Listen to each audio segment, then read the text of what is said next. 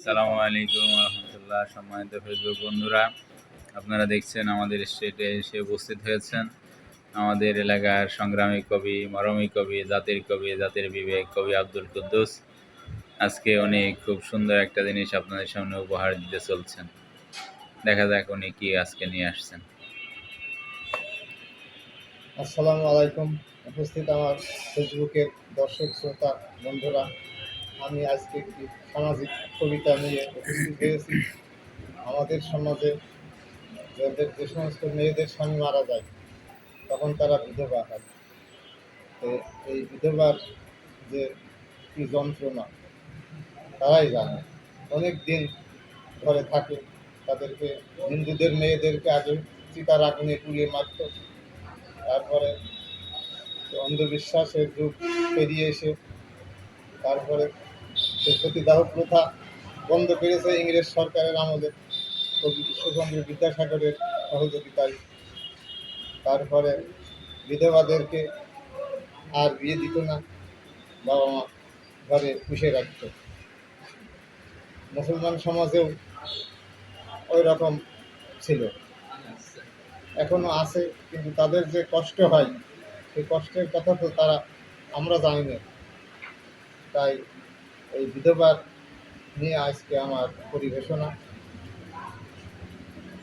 কপালের দোষে মরল স্বামী, এলো বিধবার যন্ত্রণা। এই যন্ত্রণা যে সহজে মেটে না, অশেষ বর্ণনা। প্রান্তিক জীবনের নারী হলে দুঃখ সীমাহীন, অতিহারার মনোবেদনার হারিয়েছে সুখের দিন।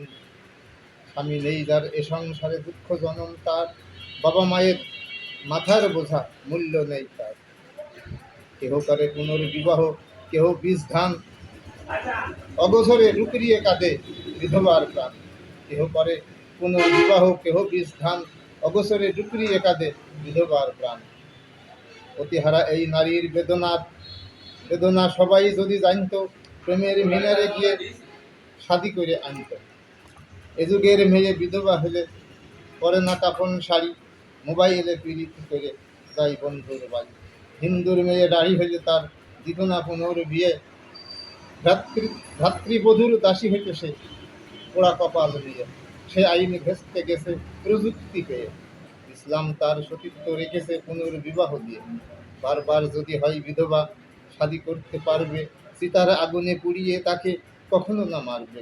বারবার যদি হয় বিধবা, শাদি করতে পারবে, চিতার আগুনে পুড়িয়ে তাকে কখনো না মারবে।